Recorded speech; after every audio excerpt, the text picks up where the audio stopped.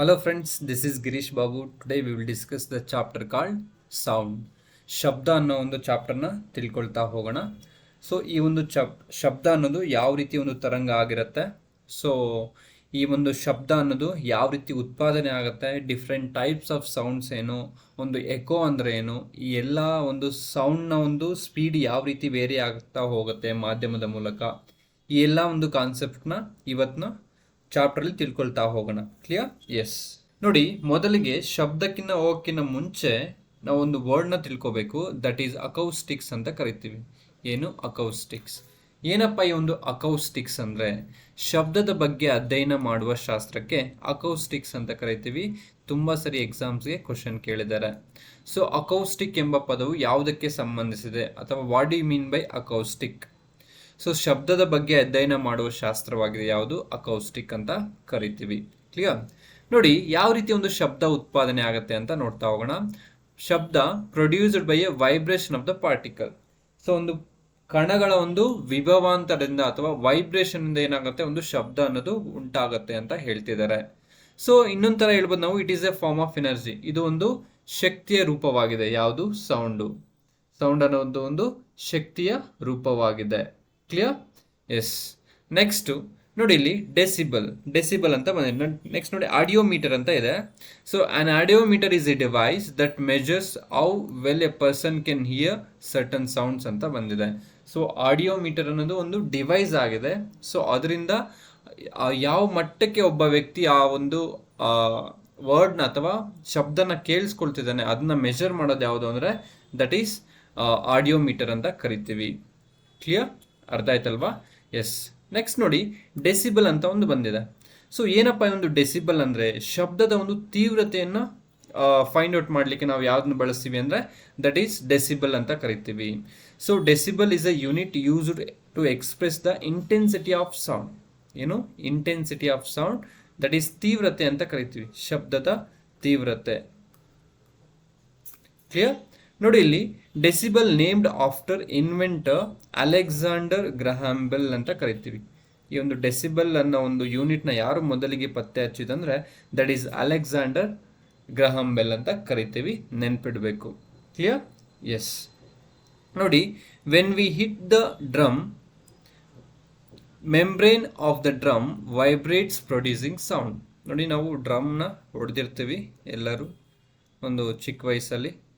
Independence day ಮತ್ತು republic day ಅವಾಗ ಬಂದಾಗೆಲ್ಲ ಡ್ರಮ್ ನೋಡಿರ್ತೀವಲ್ಲ, ಯಾವಾಗ ಒಂದು ಡ್ರಮ್ನ ಒಂದು ನಾವು ಹಿಟ್ ಮಾಡಿದಾಗ ಏನಾಗುತ್ತೆ, ಸೊ ಅದು ಒಂದು ವೈಬ್ರೇಟ್ ಆಗುತ್ತೆ. ಆ ಒಂದು ಪ್ಲೇಟ್ ಅನ್ನೋದು ಒಂದು ಲೇಯರ್ ಅಂದು ವೈಬ್ರೇಟ್ ಆಗುತ್ತೆ. ಅವಾಗ ಏನಾಗುತ್ತೆ, ಸೌಂಡ್ ಅನ್ನೋದು ಪ್ರೊಡ್ಯೂಸ್ ಆಗುತ್ತೆ. ಅರ್ಥ ಆಯ್ತಲ್ವಾ? ಎಸ್. ನೆಕ್ಸ್ಟ್ ನೋಡಿ, when we play the guitar the strings move to and fro producing sound. ಅಂದರೆ ಟು ಅಂಡ್ ಫ್ರೋ ಮೋಷನ್ ಆಗುತ್ತೆ, ಮುಂದಕ್ಕೆ ಹೋಗೋದು ಹಿಂದಕ್ಕೆ ಬರೋದು ಒಂದು ಗಿಟಾರಲ್ಲಿ. ಆ ರೀತಿ ಆಗೋದ್ರಿಂದ ಏನಾಗುತ್ತೆ, ಸೌಂಡ್ ಅನ್ನೋದು ಪ್ರೊಡ್ಯೂಸ್ ಆಗುತ್ತೆ ಈ ಒಂದು ಗಿಟಾರಲ್ಲಿ. ಕ್ಲಿಯರ್? ನೆಕ್ಸ್ಟ್ ನೋಡಿ, sound produced by A vibrating pro of tuning fork ಅಂತ ಹೇಳ್ಬಿಟ್ಟು, ಅಂದರೆ ಟ್ಯೂನಿಂಗ್ ಫೋರ್ಕ್ ಅಂತ ಕರಿತೀವಿ. ಇದನ್ನ ನಾವು ಒಂದು ಹಿಟ್ ಮಾಡಿದಾಗ ಏನರಲ್ಲಾದರೂ ಅದೇನಾಗುತ್ತೆ, ವೈಬ್ರೇಟ್ ಆಗುತ್ತೆ, ಸೌಂಡ್ ಪ್ರೊಡ್ಯೂಸ್ ಆಗುತ್ತೆ. ಆ ಒಂದು ಸೌಂಡ್ ಪ್ರೊಡ್ಯೂಸ್ ಆಗೋದ್ರಿಂದ ಏನಾಗುತ್ತೆ, ವೈಬ್ರೇಷನ್ ಆಗ್ತಾ ಹೋಗುತ್ತೆ. ಅರ್ಥ ಆಯ್ತಲ್ವಾ? ಎಸ್. ನೆಕ್ಸ್ಟ್ ನೋಡಿ, ಇಲ್ಲಿ ಸೌಂಡ್ ಅನ್ನೋದು ಯಾವ ರೀತಿ ಒಂದು ತರಂಗವಾಗಿದೆ. So longitudinal waves and mechanical waves ಅಂತ ಕರಿತೀವಿ. ಇದೊಂದು ಯಾಂತ್ರಿಕ ಮತ್ತು ನೀಲ ಅಲೆಗಳಾಗಿದ್ದಾವೆ. ಯಾವುದು? ಶಬ್ದ ಒಂದು mechanical wave and longitudinal wave ಅಂತ ಕರಿತೀವಿ.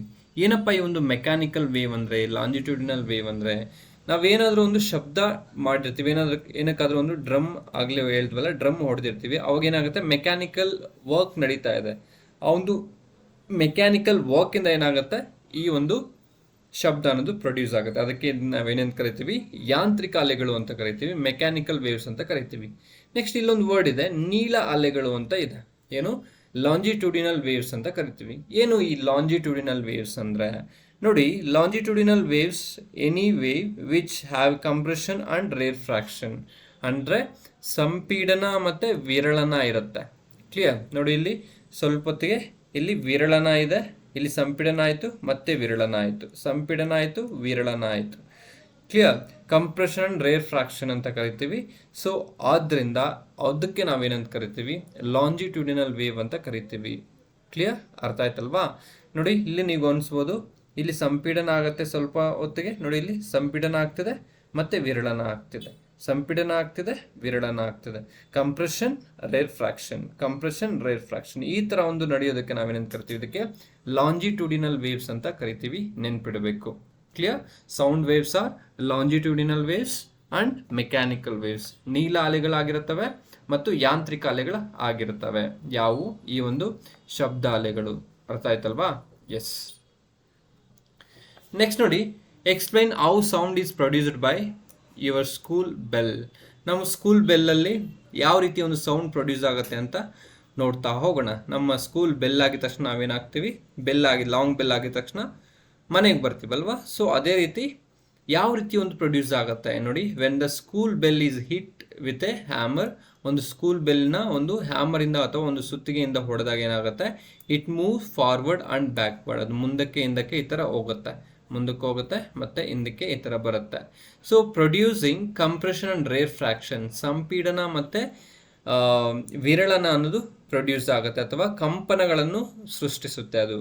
Due to vibrations, this how sound is produced by sound bell or school bell ಅಂತ ಕರಿತೀವಿ. ಸೊ ಸಂಪೀಡನ ಮತ್ತೆ ವಿರಳನ ಆಗ್ಬಿಟ್ಟು ಏನಾಗುತ್ತೆ, ಕಂಪನಗಳಿಂದ ಸಂಕೋಚನೆ ಮತ್ತೆ ವಿರಳನ ಅಥವಾ ಅಪರೂಪದ ಪ್ರಕ್ರಿಯೆ ಉಂಟಾಗುತ್ತೆ. ಈ ಒಂದು ಪ್ರಕ್ರಿಯೆಗಳಿಂದ ಏನಾಗುತ್ತೆ, ಈ ಒಂದು ಸೌಂಡ್ ಅನ್ನೋದು ಪ್ರೊಡ್ಯೂಸ್ ಆಗ್ತಾ ಹೋಗುತ್ತೆ. ಕ್ಲಿಯರ್? ಎಸ್. ನೆಕ್ಸ್ಟ್ ನೋಡಿ, why are sound waves are called mechanical waves. ಧ್ವನಿ ತರಂಗಗಳನ್ನು ಯಾಂತ್ರಿಕ ತರಂಗಗಳು ಅಂತ ಯಾಕೆ ಕರೀತಾರೆ ಅಂದರೆ ನೋಡಿ, ಇಲ್ಲಿ sound waves requires a medium to propagate to interact with the particles present in them. Therefore sound waves are called as mechanical waves ಅಂತ ಕರಿತೀವಿ.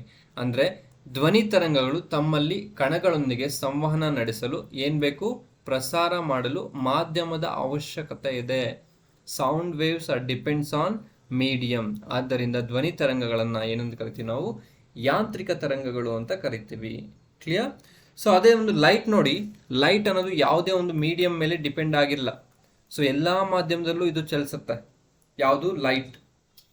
ಅದೇ ಸೌಂಡ್ ಅನ್ನೋದು ಮಾಧ್ಯಮದ ಮೇಲೆ ಡಿಪೆಂಡ್ ಆಗಿದೆ, ಮೀಡಿಯಂ ಮೇಲೆ ಡಿಪೆಂಡ್ ಆಗಿರುತ್ತೆ. For example solid, liquid, gas ಅಂತ ಇಟ್ಕೊಳ್ಳಿ. ಸೊ ನಾವು ಸಾಲಿಡಿಂದ ಘನದಿಂದ ಅನಿಲಕ್ಕೆ ಹೋದಂಗೆಲ್ಲ ಶಬ್ದದ ಒಂದು ಸೌಂಡ್ ಏನಾಗುತ್ತೆ, ಸ್ಪೀಡ್ ಏನಾಗುತ್ತೆ, ಕಡಿಮೆ ಆಗುತ್ತೆ. ನಾವು ಗ್ಯಾಸಿಂದ ಸಾಲಿಡ್ಗೆ ಬಂದಂಗೆಲ್ಲ ಸ್ಪೀಡ್ ಅನ್ನೋದು ಜಾಸ್ತಿ ಆಗುತ್ತೆ. Speed increases from gas to solid. ಅರ್ಥ ಆಯ್ತಲ್ವಾ? ಎಸ್. ನೋಡೋಣ ಮುಂದಕ್ಕೆ ಎಷ್ಟೆಷ್ಟು ಸ್ಪೀಡ್ ಇರುತ್ತೆ, ಎಲ್ಲೆಲ್ಲಿ ಹೆಂಗಿರುತ್ತೆ ಅಂತ ನೋಡ್ತಾ ಹೋಗೋಣ. ನೆಕ್ಸ್ಟ್ ನೋಡಿ, ಇಲ್ಲಿ ನಾವು ಏನದು ಲಾಂಜಿಟ್ಯೂಡಿನಲ್ ವೇವ್ಸ್ನ ನೋಡಿದ್ವಿ. ನಾವು we will discuss some transverse wave. So ಅಡ್ಡ ಅಲೆಗಳು ಅಂತ ಕರಿತೀವಿ. ಏನು ಅಲೆಗಳು? ಅಡ್ಡ ಅಲೆಗಳು. ನೋಡಿ ಇಲ್ಲಿ medium of propagation and vibration of the particle are perpendicular to each other. Medium of propagation ಈ ಥರ ಇದೆ, ಸೊ ಪಾರ್ಟಿಕಲ್ಸ್ ವೈಬ್ರೇಷನ್ ಈ ಥರ ಇದೆ. ಸೊ ಇದಕ್ಕೆ ನಾವೇನಂತ ಕರಿತೀವಿ, ಅಡ್ಡ ಅಲೆಗಳು ಅಂತ ಕರಿತೀವಿ ಅಥವಾ ಟ್ರಾನ್ಸ್ವರ್ಸ್ ವೇವ್ ಅಂತ ಕರಿತೀವಿ. ಸೊ ಎಕ್ಸಾಂಪಲ್ಸು ಲೈಟ್, ಬೆಳಕು. ಬೆಳಕು ಅನ್ನೋದು ಏನಾಗಿರುತ್ತೆ, ಈ ಒಂದು ಟ್ರಾನ್ಸ್ವರ್ಸ್ ವೇವ್ಗೆ ಎಕ್ಸಾಂಪಲ್ ಆಗಿರುತ್ತೆ. ನಾವು ಡಿಸ್ಕಸ್ ಮಾಡಿದ್ದೀವಿ ಎಲೆಕ್ಟ್ರೋಮ್ಯಾಗ್ನೆಟಿಕ್ ವೇವ್ ಚಾಪ್ಟ್ರಲ್ಲಿ. ಕ್ಲಿಯರ್? ಎಸ್. ನೆಕ್ಸ್ಟ್ ನೋಡಿ, ಈ ಒಂದು ವೇವ್ ಸೌಂಡ್ ಅನ್ನೋ ಚಾಪ್ಟ್ರಲ್ಲಿ ವೇವ್ ಲೆಂತ್ ಅಥವಾ ತರಂಗ ದೂರ ಅಂದರೆ ಏನು ತಿಳ್ಕೋಬೇಕು. So distance between two consecutive crest or trough. ನೋಡಿ ಇಲ್ಲಿ ಇದಕ್ಕೆ ಕ್ರಸ್ಟ್ ಅಂತ ಕರಿತೀವಿ, ಇದಕ್ಕೆ ಟ್ರಫ್ ಅಂತ ಕರಿತೀವಿ. ಡಿಸ್ಟೆನ್ಸ್ ಬಿಟ್ವೀನ್ ಟು ಕಾನ್ಸಿಗೇಟಿವ್ ಅಂದರೆ ಪಕ್ಕದಲ್ಲೇ ಇರಬೇಕದು ಎರಡರ ಒಂದು ಕ್ರಸ್ಟ್. ನೋಡಿ ಇಲ್ಲಿ ಸತತ ಶೃಂಗ ಮತ್ತು ಗರ್ತಗಳ ನಡುವಿನ ದೂರವಾಗಿದೆ ಅಂತ ಕರಿತೀವಿ. ಯಾವುದಕ್ಕೆ? ತರಂಗ ದೂರ ಅಂತ ಕರಿತೀವಿ. ಇಲ್ಲಿಂದ ಇಲ್ಲಿ ತನಕ ಏನಿದೆ ಇದಕ್ಕೆ ನಾವೇನಂತ ಕರಿತೀವಿ, ತರಂಗ ದೂರ ಅಂತ ಕರಿತೀವಿ. ವೇವ್ ಲೆಂತ್ ಅಂತ ಕರಿತೀವಿ, indicated by lambda. Clear? There is one formula, c is equal to lambda by b, ಅಥವಾ ನಾವೇನು ಬರೀಬೋದು, lambda is equal to c by v ಅಂತ ಕೂಡ ಬರೀಬೋದು. ಕ್ಲಿಯರ್? ಸೊ ಏನು ಸಿ ಅಂದರೆ speed of light in vacuum. ನಿರ್ವಾತದಲ್ಲಿ ಒಂದು ಲೈಟ್ನ ಒಂದು ಸ್ಪೀಡ್ ಆಗಿರುತ್ತೆ. ಸೊ ವಿ ಅಂದರೆ speed of light in medium ಅಂತ ಹೇಳ್ಬೋದು. ಕ್ಲಿಯರ್? ಎಸ್. ನೆಕ್ಸ್ಟ್ ನೋಡಿ, ಪಾರ ಅಂತ ಬಂದಿದೆ, ಆಂಪ್ಲಿಟ್ಯೂಡ್ ಅಂತ ಕರಿತೀವಿ. ಏನು? ಆಂಪ್ಲಿಟ್ಯೂಡ್ ಅಥವಾ ಪಾರ ಅಂತ ಕರಿತೀವಿ. ಏನಪ್ಪ ಈ ಒಂದು ಪಾರ ಅಥವಾ ಆಂಪ್ಲಿಟ್ಯೂಡ್ ಅಂದರೆ, the maximum displacement of the vibration of the particle on either side from the equilibrium position. For example ನೋಡಿ ಇಲ್ಲಿ ಈ ಥರ ಇದೆ, ಇದೊಂದು ಈಕ್ವಿಲಿಬ್ರಿಯಂ ಪೊಸಿಷನ್ ಆಗಿರುತ್ತೆ ಇದು. ಸೊ ಇಲ್ಲಿಂದ ಎಷ್ಟು ಹೋಗುತ್ತಾ, ಎಷ್ಟು ಮೇಲೆ ಹೋಗುತ್ತೆ, maximum distance or maximum displacement from vibration of particle on each side, that we are called as what, amplitude ಅಂತ ಕರಿತೀವಿ. ಏನು amplitude. Amplitude and loudness are related to each other. Amplitude ಮತ್ತು ಲೌಡ್ನೆಸ್ ಅಂತ ಕರಿತೀವಿ, ಅದು ಒಂದಕ್ಕೊಂದು ಇಂಟರ್ ಲಿಂಕ್ ಆಗಿರುತ್ತೆ. ಅದು ಯಾವ ರೀತಿ ಅಂದರೆ, larger the amplitude the louder the sound. Amplitude ಅನ್ನೋದು ಜಾಸ್ತಿ ಇದ್ದರೆ ಒಂದು ಸೌಂಡ್ನ ಒಂದು ಏನನ್ನು ಹೇಳ್ಬೋದು, ಲೌಡರ್ ಅಥವಾ ಒಂದು ಶಬ್ದ ಜಾಸ್ತಿಯಾಗಿ ನಮಗೆ ಕೇಳಿಸುತ್ತೆ. ಆಂಪ್ಲಿಟ್ಯೂಡ್ ಜಾಸ್ತಿ ಇದ್ದರೆ ಶಬ್ದನೂ ಜೋರಾಗಿ ಕೇಳಿಸುತ್ತೆ. ಕ್ಲಿಯರ್? ನೋಡಿ ಇಲ್ಲಿ ಶಬ್ದದ ಅಲೆಗಳಲ್ಲಿರುವ ಶಕ್ತಿಯ ಪ್ರಮಾಣವಾಗಿದೆ ಇದು ಪಾರ. ನಿರ್ದಿಷ್ಟ ಸ್ಥಾನದಿಂದ ಎರಡೂ ಕಡೆ ಉಂಟಾಗುವ ಗರಿಷ್ಠ ಪ್ರಮಾಣದ ಶೋಭೆಯಾಗಿದೆ ಯಾವುದು, ಈ ಒಂದು ಪಾರ. ಕ್ಲಿಯರ್? ನೋಡಿ ಇಲ್ಲಿ ನೋಡಿ ಆಂಪ್ಲಿಟ್ಯೂಡ್ ಕಡಿಮೆ ಇದೆ. ಆಂಪ್ಲಿಟ್ಯೂಡ್ ಕಡಿಮೆ ಇದೆ ಅಂದರೆ ಇಲ್ಲಿಂದ ಮೇಲೆ ಹೋಗೋದು ಕೆಳಗೆ ಬರೋದು ಕಡಿಮೆ ಇದೆ. ಅರ್ಥ ಆಗ್ತಿದೆಯಲ್ಲ? ಸೊ ಯಾವಾಗ ಕಡಿಮೆ ಇರುತ್ತೋ ಅವಾಗ ಲೌಡ್ನೆಸ್ ಅನ್ನೋದು ಕಡಿಮೆ ಇರುತ್ತೆ. ಸೊ ಇಲ್ಲಿ ನೋಡಿ ಆಂಪ್ಲಿಟ್ಯೂಡ್ ಜಾಸ್ತಿ ಇದೆ, ಮೇಲೆ ಮೇಲೆ ಹೋಗಿ ಬರ್ತಿದೆ, ತುಂಬ ಮೇಲೆ ಮೇಲೆ ಹೋಗಿ ಬರ್ತಿದೆ. ಸೊ ಯಾವಾಗ ಆಂಪ್ಲಿಟ್ಯೂಡ್ ಜಾಸ್ತಿ ಇರುತ್ತೋ ಆವಾಗ ಲೌಡ್ನೆಸ್ಸು ಜಾಸ್ತಿ ಇರುತ್ತೆ. ಆಂಪ್ಲಿಟ್ಯೂಡ್ ಯಾವಾಗ ಕಡಿಮೆ ಇರುತ್ತೋ ಲೌಡ್ನೆಸ್ ಅನ್ನೋದು ಕೂಡ ಆವಾಗ ಕಡಿಮೆ ಇರುತ್ತೆ, ನೆನ್ಪಿಡಬೇಕು. Clear? Yes. Next will move on to this frequency. Number of oscillations per unit time ಅಂತ ಕರಿತೀವಿ. ಕ್ಲಿಯರ್? ಏನು number of oscillations per unit time, that we are called as what, frequency ಅಂತ ಕರಿತಾ ಹೋಗ್ತೀವಿ. ಸೊ ಫಾರ್ಮುಲಾ ಏನಿರ್ಬೋದು, f is equal to 1/t ಅಂತ ಕರಿತೀವಿ. Unit ಏನಪ್ಪ ಈ ಫ್ರೀಕ್ವೆನ್ಸಿಗೆ ಅಂದರೆ ಹರ್ಟ್ಸ್ ಅಂತ, HZ ಅಂತ ಕರಿತೀವಿ. ನೋಡಿ ಇಲ್ಲಿ ತರಂಗ ಆವೃತ್ತಿ, ಒಂದು ಏಕಮಾನ ಕಾಲದಲ್ಲಿ ಉಂಟಾಗುವ ಆಂದೋಲನಗಳ ಸಂಖ್ಯೆಗೆ ನಾವೇನಂತ ಕರಿತೀವಿ, ಫ್ರೀಕ್ವೆನ್ಸಿ ಅಂತ ಕರಿತಾ ಹೋಗ್ತೀವಿ. ನೋಡಿ ಇಲ್ಲಿ ಈ ಟೈಮ್ ಪೀರಿಯಡ್ ಇಲ್ಲಿದೆ, ಇಲ್ಲಿ ನೋಡಿ ತುಂಬ ಒಂದು ಆಸಿಲೇಷನ್ಸ್ ಪ್ರೊಡ್ಯೂಸ್ ಆಗಿದೆ. ಇಲ್ಲಿ ಇದು ಹೈ ಫ್ರೀಕ್ವೆನ್ಸಿ ಆಗಿರುತ್ತೆ. ಇಲ್ಲಿ ನೋಡಿ ಒಂದು ಡಿಸ್ಟೆನ್ಸ್, ವೇವ್ ಲೆಂತ್ ಮತ್ತೆ ಫ್ರೀಕ್ವೆನ್ಸಿ ಒಂದಕ್ಕೊಂದು ಇನ್ವರ್ಸ್ಲಿ ಪ್ರಪೋರ್ಷನಲ್ ಇರುತ್ತೆ. ವೇವ್ ಲೆಂತ್ ಜಾಸ್ತಿ ಇದ್ರೆ ಫ್ರೀಕ್ವೆನ್ಸಿ ಅನ್ನೋದು ಕಡಿಮೆ ಇರುತ್ತೆ. ಇಲ್ಲಿ ನೋಡಿ ವೇವ್ ಲೆಂತ್ ಜಾಸ್ತಿ ಇದೆ compare to this wavelength is more, that's why frequency is less, low frequency. ಅರ್ಥ ಆಯ್ತಲ್ವಾ? ಸೊ ಇದೇನಾಗಿರುತ್ತೆ, ವೇವ್ ಲೆಂತ್ ಅನ್ನೋದು ಕಡಿಮೆ ಇರುತ್ತೆ, ಫ್ರೀಕ್ವೆನ್ಸಿ ಅನ್ನೋದು ಜಾಸ್ತಿ ಇರುತ್ತೆ. ಇಲ್ಲಿ ನೋಡಿ high frequency, smaller wavelength. Frequency ಜಾಸ್ತಿ ಇದ್ದಾಗ ವೇವ್ ಲೆಂತ್ ಕಡಿಮೆ ಇರುತ್ತೆ. ಇಲ್ಲಿ wavelength and frequency are inversely proportional. ಇಲ್ಲಿ less frequency, bigger wavelength. Frequency ಕಡಿಮೆ ಇದ್ರೆ ವೇವ್ ಲೆಂತ್ ಅಥವಾ ತರಂಗ ದೂರ ಅನ್ನೋದು ಜಾಸ್ತಿ ಆಗ್ತಾ ಇರುತ್ತೆ. ಸೊ ಇವೆರಡು ಒಂದಕ್ಕೊಂದು ವಿಲೋಮ ಅನುಪಾತದಲ್ಲಿರುತ್ತೆ. ಯಾವ್ದು? ಈ ಒಂದು ಆವೃತ್ತಿ ಮತ್ತೆ ತರಂಗ ದೂರ. ಅರ್ಥ ಆಯ್ತಲ್ವಾ? Yes. Frequency and wavelength are inversely proportional to each other. Yes. Next ನೋಡಿ, ಧ್ವನಿಯ ಮೂಲದ ಆವರ್ತನವು 100 ಹರ್ಟ್ಸ್ ಆಗಿದೆ. ಒಂದು ನಿಮಿಷದಲ್ಲಿ ಅದು ಎಷ್ಟು ಬಾರಿ ಕಂಪಿಸುತ್ತದೆ ಅಂದ್ರೆ ಈ ತರ ನಾವು ಕ್ವಶನ್ಸ್ ಎಕ್ಸ್ಪೆಕ್ಟ್ ಮಾಡೋದು. ಸೊ ಏನಂದ್ರೆ, the frequency of source of sound is 100 hertz. Frequency ಕೇಳಿದರೆ how many times does it vibrates in a minute. ಒಂದು ನಿಮಿಷಕ್ಕೆ ಎಷ್ಟು ಸಾರಿ ಇದು ವೈಬ್ರೇಟ್ ಆಗುತ್ತೆ. ಫ್ರೀಕ್ವೆನ್ಸಿ ಕೊಟ್ಟಿದ್ದಾರೆ. Frequency of a source of sound is 100 hertz ಅಂತ ಹೇಳ್ಬಿಟ್ಟು ಎಫ್ ಕೊಟ್ಟಿದ್ದಾರೆ. ಅವರು ಏನು ಎಫ್ ಕೊಟ್ಟಿದ್ದಾರೆ, ಎಷ್ಟು ಕೊಟ್ಟಿದ್ದಾರೆ, 100 ಹರ್ಟ್ಸ್ ಕೊಟ್ಟಿದ್ದಾರೆ. How many times that is vibrate in a minute. ಒಂದು ನಿಮಿಷಕ್ಕೆ ಎಷ್ಟು ಸಾರಿ ಇದು ವೈಬ್ರೇಟ್ ಆಗುತ್ತೆ ಅಂತ ನಾವು we have to calculate. There is one formula, that is frequency is equal to number of oscillations per unit time. So F is equal to 1/t. ನಮ್ಗೆ ಏನು ಕೊಟ್ಟಿದ್ದಾರೆ, ಎಫ್ ಕೊಟ್ಟಿದ್ದಾರೆ. ನಾವೇನು ಫೈಂಡ್ ಔಟ್ ಮಾಡಬೇಕು, ನಂಬರ್ ಆಫ್ ಆಸಿಲೇಷನ್ಸ್. ಇಲ್ಲಿ number of oscillations ಅಂತ. So number of oscillations is equal to F into T. So F ಎಷ್ಟು ಕೊಟ್ಟಿದ್ದಾರೆ, ಅಲ್ಲಿ 100 ಕೊಟ್ಟಿದ್ದಾರೆ. ಕ್ಲಿಯರ್? ಹಾಗಾದ್ರೆ ಟೈಮ್ ಎಷ್ಟು? ಸೊ ಟೈಮ್ ಎಷ್ಟು? ಇಲ್ಲಿ 1 ನಿಮಿಷಕ್ಕೆ ಕೇಳಿದ್ದಾರೆ, 1 ಮಿನಿಟ್ಗೆ ಕೇಳಿದ್ದಾರೆ. ಒಂದು ನಿಮಿಷದಲ್ಲಿ ಎಷ್ಟು ಸೆಕೆಂಡ್ಸ್ ಇದೆ, 60 ಸೆಕೆಂಡ್ಸ್. ಸೊ ಇದೇನಾಯ್ತು, 6000 ಟೈಮ್ಸ್ ಆಯ್ತು. Simple, right? ಸೊ ನೋಡಿ, frequency of source is 100 hertz ಆದರೆ ಅದು 6000 ಟೈಮ್ಸ್ ಅನ್ನೋದು in a minute it produces frequency of 100 hertz. 6000ದಲ್ಲಿ ಏನಾಗುತ್ತೆ, ಅದು ವೈಬ್ರೇಟ್ ಆಗ್ತಾ ಹೋಗುತ್ತೆ. Clear? How many times that is vibrate, ಎಷ್ಟು ಸರಿ ವೈಬ್ರೇಟ್ ಆಗುತ್ತೆ, 6,000 ಟೈಮ್ಸ್ ಅದು ವೈಬ್ರೇಟ್ ಆಗ್ತಾ ಹೋಗುತ್ತೆ, ನೆನ್ಪಿಡ್ಬೇಕು. ಅರ್ಥ ಆಯ್ತಲ್ವಾ? ಎಸ್. ನೋಡಿ, ಪಿಚ್ ಅಂತ ಕರಿತೀವಿ, ಸ್ಥಾಯಿ ಅಂತ ಕರಿತೀವಿ. ಏನು ಪಿಚ್ ಅಥವಾ ಸ್ಥಾಯಿ? Depends on its frequency. Pitch ಅನ್ನೋದು ಫ್ರೀಕ್ವೆನ್ಸಿ ಮೇಲೆ ಡಿಪೆಂಡ್ ಆಗಿರುತ್ತೆ. Sound is in frequency, then pitch will be high. So ಚೆನ್ನಾಗಿ ಫ್ರೀಕ್ವೆನ್ಸಿ ಇದ್ರೆ ಪಿಚ್ ಅನ್ನೋದು ಜಾಸ್ತಿ ಇರುತ್ತೆ ಅಂತ ಹೇಳ್ಬಿಟ್ಟು. ನೋಡಿ ಇಲ್ಲಿ, pitch of the women voice is high then men. ಪಾರ ಅನ್ನೋದು ಅಥವಾ ಸ್ಥಾಯಿ ಅನ್ನೋದು ವುಮೆನ್ ವಾಯ್ಸ್ ಅಲ್ಲಿ, ಲೇಡೀಸ್ ಅಲ್ಲಿ ಜಾಸ್ತಿ ಇರತ್ತಂತೆ. ಸೊ ಅದಕ್ಕೆ ನಾವು ಯಾರಾದ್ರೂ ಲೇಡಿ ಸಿಂಗರ್ ಸಾಂಗ್ ಆಡುವಾಗ ಏನಾಗುತ್ತೆ, ಐ ನೋಟ್ನೆಲ್ಲ ಅವ್ರು ಟಚ್ ಮಾಡ್ತಾರೆ ಈಸಿಯಾಗಿ. ಯಾಕೆಂದ್ರೆ ಅವ್ರ ಪಿಚ್ ಅನ್ನೋದು ಜಾಸ್ತಿ ಇರುತ್ತೆ, ಅವ್ರ ಒಂದು ಸೌಂಡ್ ನ ಪಿಚ್ ಅನ್ನೋದು ಜಾಸ್ತಿ ಇರುತ್ತೆ. ನೋಡಿ, the pitch of the sound and its frequency is directly related to each other. ಅಂದ್ರೆ ಫ್ರೀಕ್ವೆನ್ಸಿ ಜಾಸ್ತಿ ಇದ್ರೆ ಪಿಚ್ ಕೂಡ ಜಾಸ್ತಿ ಇರುತ್ತೆ, ಇದು ಕಡಿಮೆ ಇದ್ರೆ ಇದು ಕೂಡ ಕಡಿಮೆ ಆಗುತ್ತೆ. ಕ್ಲಿಯರ್? ಸೊ ಒಂದಕ್ಕೊಂದು ಇಂಟರ್ಲಿಂಕ್, ಡೈರೆಕ್ಟ್ಲಿ ಪ್ರಪೋರ್ಷನಲ್ ಆಗಿರುತ್ತೆ, ನೆನ್ಪಿಡ್ಬೇಕು. ನೆಕ್ಸ್ಟ್ ನೋಡಿ, if the pitch is high then the frequency of sound is also high. Pitch high ಇದ್ದಾಗ ಫ್ರೀಕ್ವೆನ್ಸಿ ಅನ್ನೋದು ಜಾಸ್ತಿನೇ ಇರುತ್ತೆ. ಅರ್ಥ ಆಯ್ತಲ್ವಾ? ನೋಡಿ, ಹಾಗಾದ್ರೆ ಒಂದು ವಿಷಯ, ಪಿಚ್ ಅನ್ನೋದು ಜಾಸ್ತಿ ಇದ್ರೆ ವೇವ್ ಲೆಂತ್ ಅನ್ನೋದು ಕಡಿಮೆ ಇರುತ್ತೆ, ಫ್ರೀಕ್ವೆನ್ಸಿ ಅನ್ನೋದು ಜಾಸ್ತಿ ಇರುತ್ತೆ. ಫ್ರೀಕ್ವೆನ್ಸಿ ಯಾವಾಗ ಜಾಸ್ತಿ ಇರುತ್ತೋ ವೇವ್ ಲೆಂತ್ ಅನ್ನೋದು ಕಡಿಮೆ ಇರುತ್ತೆ.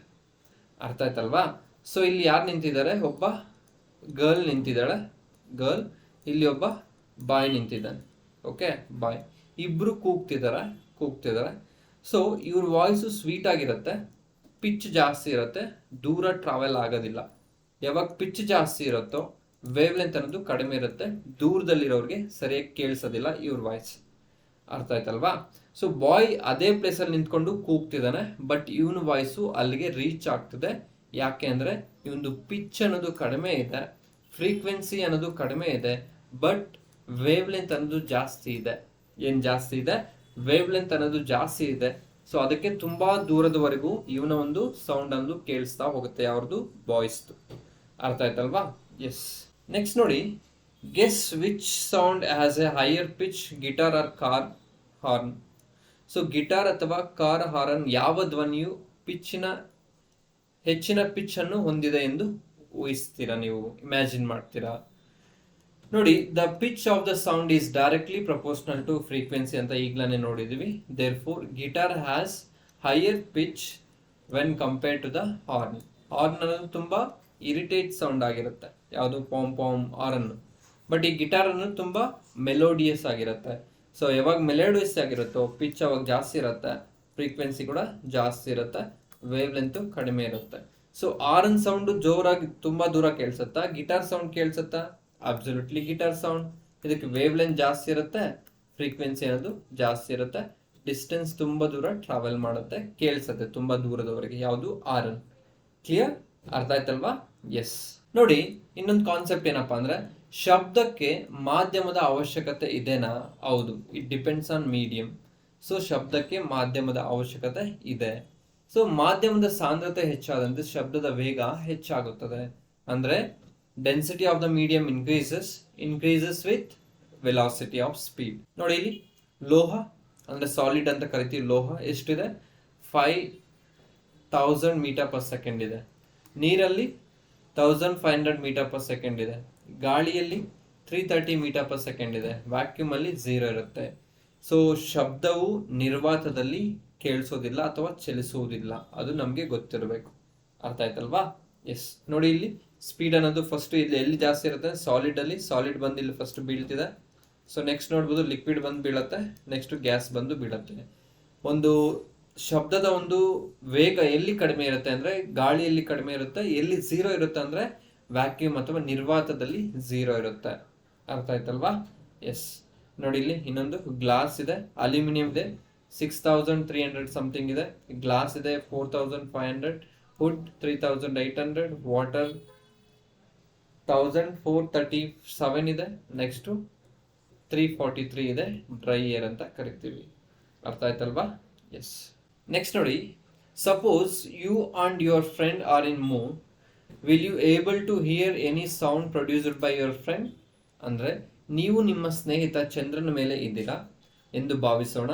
ನಿಮ್ಮ ಸ್ನೇಹಿತನಿಂದ ಉತ್ಪತ್ತಿಯಾಗುವ ಯಾವುದೇ ಧ್ವನಿಯು ನಿಮಗೆ ಕೇಳಲು ಸಾಧ್ಯನಾ ಅಂತ ಕ್ವಶನ್ ಕೇಳ್ತಿದ್ದಾರೆ. ಕ್ಲಿಯರ್, ನಮಗೆ ಕೇಳಿಸಲು ಸಾಧ್ಯ ಇರೋದಿಲ್ಲ. ಯಾಕೆ ಸಾಧ್ಯ ಇರೋದಿಲ್ಲ? ಅಲ್ಲಿ ಯಾವುದೇ ಒಂದು ಅಟ್ಮಾಸ್ಫಿಯರ್ ಅನ್ನೋದು ಇರೋದಿಲ್ಲ ಅಥವಾ ಮೀಡಿಯಂ ಅನ್ನೋದು ಇರೋದಿಲ್ಲ ಸೌಂಡ್ ಪ್ರಾಪಗೇಟ್ ಆಗ್ಲಿಕ್ಕೆ. ನೋಡಿ, ಇಲ್ಲಿ sound waves requires a medium to propagate due to absence of atmosphere on the moon. Since sound cannot be travel in a vacuum, I will not be able to hear any sound produced by my friend. ಅವಾಗ ನಾವು ಏನು conclude ಕೊಡ್ಬೋದು? ನನ್ನ ಫ್ರೆಂಡಿಂದ ನನಗೆ ಯಾವುದೇ ಒಂದು sound ಅನ್ನೋದು ಕೇಳಿಸಿಲ್ಲ. ಯಾಕೆ ಕೇಳಿಸಿಲ್ಲಪ್ಪ ಅಂದರೆ ಅಲ್ಲಿ ವಾತಾವರಣನೇ ಇರೋದಿಲ್ಲ. ಚಂದ್ರನ ಮೇಲೆ ವಾತಾವರಣ ಇರೋದಿಲ್ಲ. ವಾತಾವರಣ ಇರಲಿಲ್ಲ ಅಂದರೆ ಏನಾಗುತ್ತೆ? ಮೀಡಿಯಂ ಅನ್ನೋದು ಇಲ್ಲ. ಮೀಡಿಯಂ ಅನ್ನೋದು ಇರಲಿಲ್ಲ ಅಂದರೆ, ಮಾಧ್ಯಮ ಅನ್ನೋದು ಇಲ್ಲ ಅಂದರೆ ಸೌಂಡ್ ಅನ್ನೋದು ಟ್ರಾವೆಲ್ ಮಾಡೋದಿಲ್ಲ. ಅರ್ಥ ಆಯ್ತಲ್ವಾ? ಎಸ್. ನೆಕ್ಸ್ಟ್ ನೋಡಿ, ನೆಕ್ಸ್ಟ್ ಕಾನ್ಸೆಪ್ಟ್ ಏನಪ್ಪಾ ಅಂದರೆ, ಈ ಒಂದು ceiling of concrete hall are curved why. Concrete ಹಾಲನ್ನು ನಾವು ನೋಡ್ಬೋದು, ಮೇಲ್ಛಾವಣಿ ಅಂತ ಕರಿತೀವಿ. ಅದು ವಕ್ರವಾಗಿರುತ್ತೆ, ಕರ್ವ್ಡ್ ಆಗಿರುತ್ತೆ. ಯಾಕೆ ಈ ಕರ್ವ್ಡ್ ಆಗಿರುತ್ತೆ? ನೋಡಿ, ಈ ಥರ ಇರುತ್ತೆ, ಈ ಥರ ಇರುತ್ತೆ. ಯಾಕೆ ಈ ಥರ ಇರುತ್ತೆ ಅಂದರೆ ನೋಡ್ತಾ ಹೋಗೋಣ. ನೋಡಿ, ಇಲ್ಲಿ the act of sound moves bouncing back from the surface R referred as a sound reflection. The ceiling of concrete hall are curved, ensure that sound reaches all the corners of space uniformly following reflections from the curved surface. ಆ ಒಂದು surface ಅನ್ನೋದು curve ಆಗಿದ್ರೆ ಏನಾಗುತ್ತೆ, ಎಲ್ಲ ಒಂದು ಕಾರ್ನರ್ಸ್ಗೂ ಎಲ್ಲ ಪ್ಲೇಸಸ್ಗೂ, ಆ ಒಂದು ಹಾಲ್ನ ಎಲ್ಲ ಪ್ಲೇಸಸ್ಗೂ ಸೌಂಡ್ ಅನ್ನೋದು ಈಸಿಯಾಗಿ ರೀಚ್ ಆಗುತ್ತೆ, ಯೂನಿಫಾರ್ಮ್ಲಿ ಡಿಸ್ಟ್ರಿಬ್ಯೂಟ್ ಆಗುತ್ತೆ. ಸೊ ಆದ್ರಿಂದ ಯಾವಾಗ ಒಂದು ಆಡಿಟೋರಿಯಂ ಹೋಗಿರ್ಬೋದು ಅಥವಾ ಒಂದು ಏನೋ ಒಂದು ಫಂಕ್ಷನ್ ಅಲ್ಲಿ ಆಗಿರ್ಬೋದು, ಯಾವ ರೀತಿ ಕಟ್ಟಿರ್ತಾರೆ ಅಂದರೆ ಇದು ಒಂದು ವಕ್ರವಾಗಿ ಕಟ್ಟಿರ್ತಾರೆ. ಕ್ಲಿಯರ್, ಕರ್ವ್ಡ್ ಆಗಿ ಕಟ್ಟಿರ್ತಾರೆ. ಕ್ಲಿಯರ್. ನೋಡಿ, ಇಲ್ಲಿ ಏಕರೂಪವಾಗಿ ಒಂದು ಶಬ್ದವು ತಲುಪಲಿಕ್ಕೆ ಇದು ಸಹಾಯ ಮಾಡುತ್ತೆ. ನೋಡಿ, ಇಲ್ಲಿದೆ, ಬಾಗಿದ ಮೇಲ್ಮೈಯಿಂದ ಪ್ರತಿಫಲನದ ನಂತರ ಶಬ್ದವು ಜಾಗದ ಎಲ್ಲಾ ಮೂಲೆಗಳನ್ನು ಏಕರೂಪವಾಗಿ ತಲುಪುತ್ತದೆ. ಸೊ ಇದಕ್ಕೆ ನಾವೇನಂತ ಕರಿತೀವಿ? ಈ ಒಂದು ceiling of concrete halls are curved. Why? Because this is the reason. Clear? ನೋಡಿ, ಇಲ್ಲಿ ಮಾತಾಡ್ತಿದ್ದಾರೆ ಇವರು, ಇಲ್ಲಿ ಮಾತಾಡ್ತಿದ್ದಾರೆ ಎಲ್ಲ ಒಂದು ಸೌಂಡ್ ವೇವ್ಸ್ ಹೋಗಿ ಏನು ಇನ್ಸಿಡೆಂಟ್ ಆಗಿ ಮತ್ತೆ ರಿಫ್ಲೆಕ್ಟ್ ಆಗ್ತದೆ, ಯೂನಿಫಾರ್ಮ್ ಆಗಿ ಡಿಸ್ಟ್ರಿಬ್ಯೂಟ್ ಆಗ್ತಾ ಇದೆ. ನೆನ್ಪಿಡ್ಬೇಕು. ಕ್ಲಿಯರ್? ಎಸ್. ನೆಕ್ಸ್ಟ್ ನೋಡಿ, ಡಯಾಟಮ್ಸ್ ಅಂತ ನೋಡಿರ್ಬೋದು ನೀವು. ಏನು ಡಯಾಟಮ್ಗಳು ಅಂತ. Why are ಡಯಾಟಮ್ಸ್ are used sound proof rooms ಅಂತ ಹೇಳ್ಬಿಟ್ಟು, ಧ್ವನಿ ನಿರೋಧಕ ಕೊಠಡಿಗಳಿಗೆ ಡಯಾಟಮ್ಗಳನ್ನು ಏಕೆ ಬಳಸಲಾಗುತ್ತೆ ಅಂತ ಕ್ವಶನ್ ಕೇಳಿದ್ದಾರೆ. ತುಂಬ ಸರಿ ಇದು ಕ್ವಶನ್ ಕೇಳಿದ್ದಾರೆ. ಅರ್ಥ ಆಯ್ತಾ? ನೋಡಿ, ಇಲ್ಲಿ ಡಯಾಟಮ್ಸ್ have A unique cell wall made up of silica. ಇದೊಂದು ಯುನಿಕ್ ಸೆಲ್ ವಾಲ್, ಕೋಶ ಗೋಡೆಯನ್ನು ಹೊಂದಿರುತ್ತೆ. ಸೊ ಅದು ಏನರಿಂದ ಮಾಡಲ್ಪಟ್ಟಿರುತ್ತೆ ಅಂದರೆ ಈ ಒಂದು ಸಿಲಿಕಾದಿಂದ ಮಾಡಲ್ಪಟ್ಟಿರುತ್ತೆ. ಯಾವುದು? Silica. Which has natural sound absorbing material. So ಈ ಒಂದು ಸಿಲಿಕಾ ಅನ್ನೋದು ಒಂದು ನ್ಯಾಚುರಲ್ ಸೌಂಡ್ ಅಬ್ಸಾರ್ಬಿಂಗ್ ಮೆಟೀರಿಯಲ್ ಆಗಿರುತ್ತೆ, ನೈಸರ್ಗಿಕ ಧ್ವನಿ ಹೀರಿಕೊಳ್ಳುವ ವಸ್ತುವಾಗಿರುತ್ತೆ. This property of the atoms allows them to absorb sound waves and reduce noise level, making them ideal for sound proofing rooms. ಅಂದರೆ ಈ ಒಂದು ಡಯಾಟಮ್ಗಳಲ್ಲಿರೋ ಒಂದು ಸಿಲಿಕಾನ್ ಏನಾಗಿರುತ್ತೆ, ಅದು ಸಿಲಿಕಾನು ಒಂದು ಸೌಂಡ್ನ ಒಂದು ಅಬ್ಸಾರ್ವ್ ಮಾಡ್ಕೊಳ್ಳೋ ಒಂದು ನೈಸರ್ಗಿಕ ಒಂದು ವಸ್ತು ಆಗಿರುತ್ತೆ. ಸೊ ಆ ಒಂದು ಸೌಂಡ್ನ ಒಂದು ಅಬ್ಸಾರ್ವ್ ಮಾಡ್ಕೊಳ್ಳೋದ್ರಿಂದ ಏನಾಗುತ್ತೆ, ಒಂದು ನಾಯ್ಸ್ ಅನ್ನೋದು ಅಥವಾ ಒಂದು ಏನು ಹೇಳ್ಬೋದು, ನಾಯ್ಸ್ನ ನಾವು ಕನ್ನಡದಲ್ಲಿ ಏನಂತ ಕರಿತೀವಿ, ಶಬ್ದದ ಮಟ್ಟ ಕಡಿಮೆ ಮಾಡಲು ಧ್ವನಿ ನಿರೋಧಕ ಕೊಠಡಿಗಳಿಗೆ ಅವುಗಳನ್ನ ಬಳಸ್ತಾರೆ. ಅಂದರೆ ನಾಯ್ಸ್ನ ಕಂಟ್ರೋಲ್ ಮಾಡಲಿಕ್ಕೆ, ನಾಯ್ಸ್ ಲೆವೆಲ್ನ ಒಂದು ಮೇಂಟೈನ್ ಮಾಡಲಿಕ್ಕೆ ನಾವೇನು ಮಾಡ್ತೀವಿ, ಈ ಒಂದು ಡಯಾಟಮ್ನ ಬಳಸ್ತೀವಿ. ನೋಡಿ, ಇಲ್ಲಿ ಡಯಾಟಮ್ ಅನ್ನೋದು ಒಂದು ಯೂನಿಸೆಲ್ಯುಲರ್ ಆರ್ಗನಿಸಮ್ ಆಗಿರುತ್ತೆ, ಏಕಕೋಶ ಜೀವಿ ಆಗಿರುತ್ತೆ. ಬಯಾಲಜಿಯಲ್ಲಿ ಡಿಸ್ಕಸ್ ಮಾಡೋಣ. ಕ್ಲಿಯರ್? ಎಸ್. ಸೊ ನಿಮಗೆ ಗೊತ್ತಿರಬೇಕು ಈ ಡಯಾಟಮ್ಸ್ನ ಯಾಕೆ ಬಳಸ್ತಾರೆ ಅಂದರೆ, ಒಂದು ಅದರಲ್ಲಿ ಸಿಲಿಕಾ ಇರುತ್ತೆ. ಸಿಲಿಕಾ ಏನು ಮಾಡುತ್ತೆ ಅಂದರೆ ಸೌಂಡ್ನ ಒಂದು ನೈಸರ್ಗಿಕವಾಗಿ ಅಬ್ಸಾರ್ವ್ ಮಾಡ್ಕೊಳ್ಳೋ ಅಥವಾ ಹೀರಿಕೊಳ್ಳೋ ಒಂದು ಕೆಪಾಸಿಟಿಯನ್ನು ಹೊಂದಿರುತ್ತೆ. ಆದ್ರಿಂದ ಏನು ಮಾಡುತ್ತೆ, ಇದು ಒಂದು ನಾಯ್ಸ್ನ ಒಂದು ಲೆವೆಲ್ನ ಮೇಂಟೈನ್ ಮಾಡುತ್ತೆ. Absorb sound waves and reduce noise level, ಅಂದರೆ ತುಂಬ ನಾಯ್ಸ್ ಪೊಲ್ಯೂಷನ್ ಆಗೋದನ್ನ ಕಡಿಮೆ ಮಾಡುತ್ತೆ ಈ ಒಂದು ಡಯಾಟಮ್ಸ್. ಅರ್ಥ ಆಯ್ತಲ್ವಾ? ಎಸ್. ನೆಕ್ಸ್ಟ್ ನೋಡಿ, ವೆರಿ ಇಂಪಾರ್ಟೆಂಟ್, ಎಕೋ ಅಂತ ಕರಿತೀವಿ. ಏನು? ಎಕೋ, ಪ್ರತಿಧ್ವನಿ ಅಂತ ಕರಿತೀವಿ. ಶಬ್ದದ ಪ್ರತಿಫಲನದಿಂದ ಪ್ರತಿಧ್ವನಿ ಉಂಟಾಗುತ್ತದೆ. ಪ್ರತಿಧ್ವನಿ ಉಂಟಾಗಲು ಅಬ್ಸರ್ವರ್ ಮತ್ತು ಮೇಲ್ಮೈ ಅಥವಾ ರಿಫ್ಲೆಕ್ಟರ್ಗಳ ನಡುವೆ ಕನಿಷ್ಠ ಎಷ್ಟು ಅಂತರವಿರಬೇಕು ಅಂದರೆ 17 ಮೀಟರ್ ಅಂತರ ಇರಬೇಕು. ಎಕ್ಸಾಕ್ಟಾಗಿ ಹೇಳ್ಬೇಕು ಅಂದರೆ it is 17.2, but it's fine, 17 ಅಂದರೆ ಆಗತ್ತೆ. ಪ್ರತಿಧ್ವನಿ ಕೇಳಬೇಕಾದ್ರೆ ಮೂಲ ಧ್ವನಿ ಮತ್ತು ಪ್ರತಿಧ್ವನಿಗಳ ನಡುವೆ ಕಾಲ ಅಂತರ 0.1 ಸೆಕೆಂಡ್ ಇರಬೇಕು.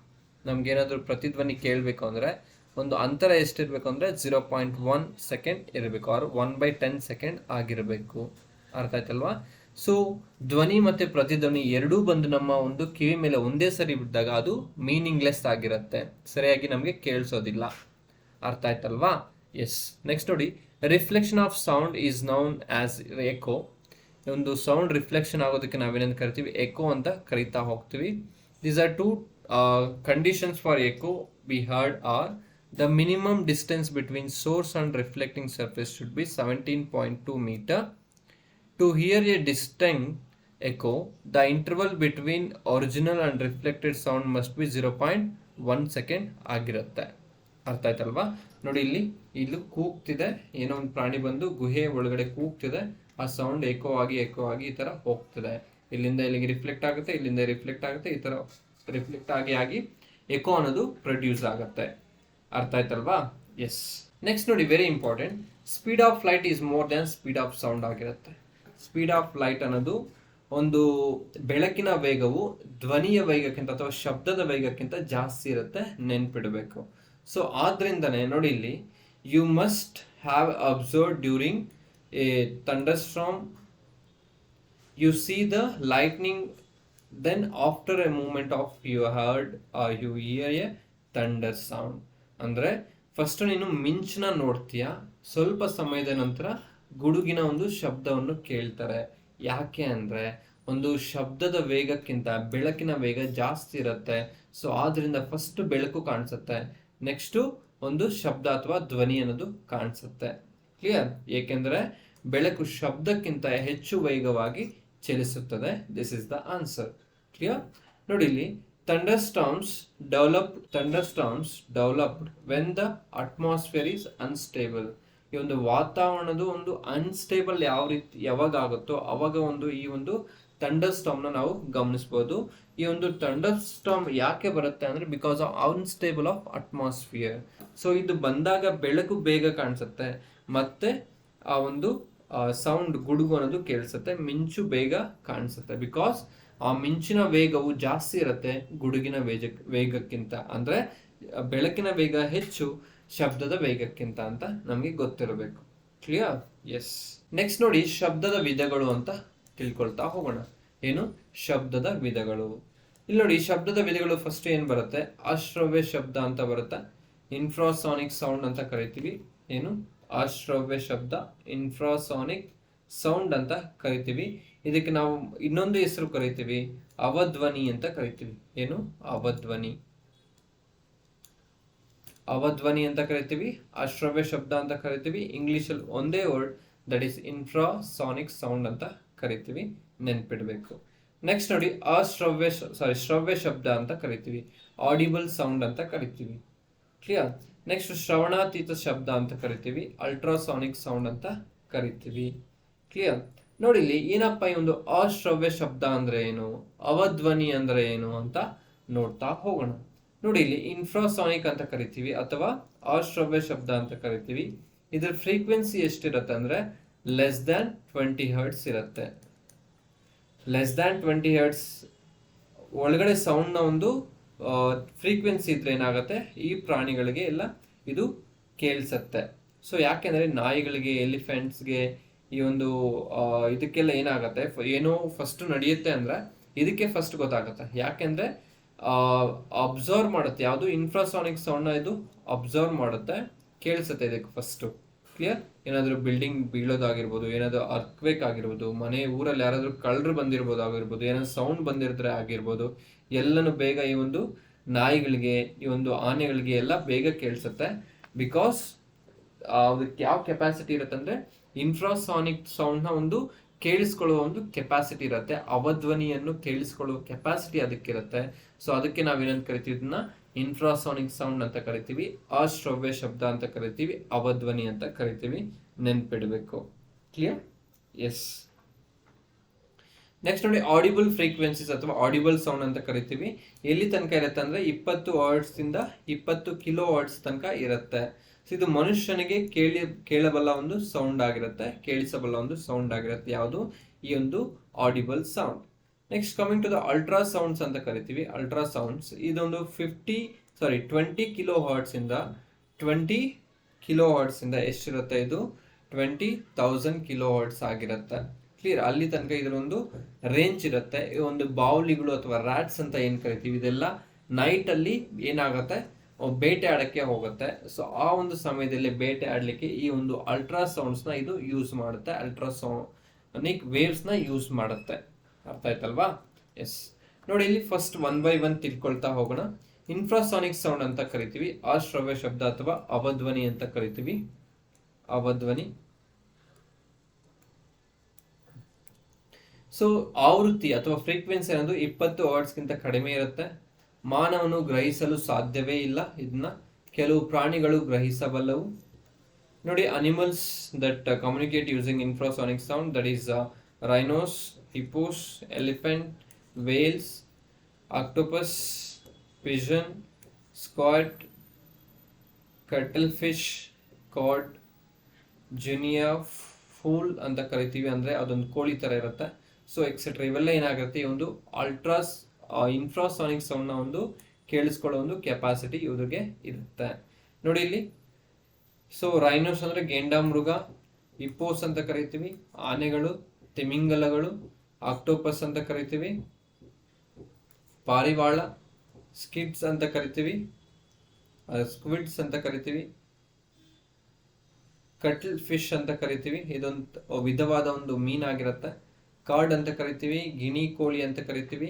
ಇವೆಲ್ಲ ಏನಾಗಿರುತ್ತೆ, ಈ ಒಂದು ಅಶ್ರವ್ಯ ಶಬ್ದವನ್ನು ಕೇಳಿಸ್ಕೊಳ್ಳೋ ಒಂದು ಕೆಪಾಸಿಟಿ ಇರುತ್ತೆ. ಕ್ಲಿಯರ್? ನೋಡಿ ಇಲ್ಲಿ ಈ ಒಂದು ಗಿಣಿ ಕೋಳಿ ಅಂತ ಏನು ಕರಿತೀವಿ, ಸೊ ಇದೇನಾಗಿರುತ್ತೆ, ಊರುಗಳಲ್ಲಿ ನೋಡಿರ್ಬೋದು, ಇಲ್ಲಿ ನೋಡೋಣ ಮುಂದೆ ಸ್ಲೈಡ್ ಅಲ್ಲಿ.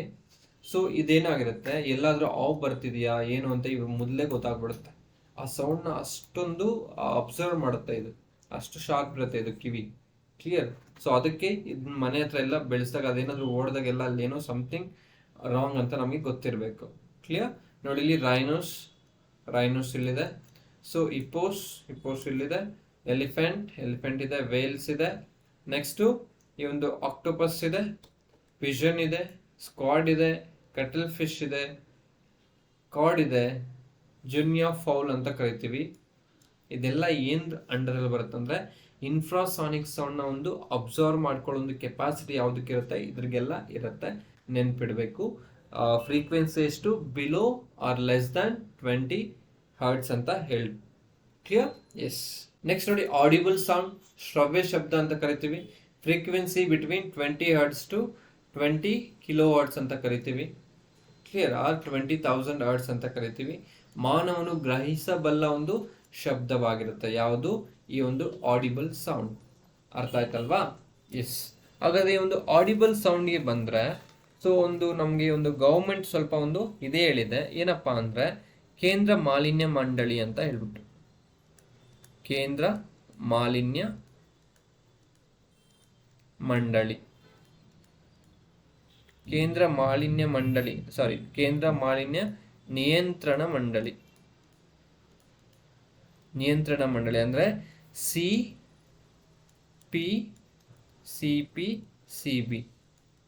ಸೆಂಟ್ರಲ್ ಪೊಲ್ಯೂಷನ್ ಕಂಟ್ರೋಲ್ ಬೋರ್ಡ್ ಅಂತ ಹೇಳ್ಬಿಟ್ಟು. ಇದರಿಂದ ಏನಾಗಿದೆ, ಇದರ ಒಂದು ಸಲಹೆ ಪ್ರಕಾರ, ಸೊ ವಸತಿ ಪ್ರದೇಶ, ಕೈಗಾರಿಕಾ ಪ್ರದೇಶ.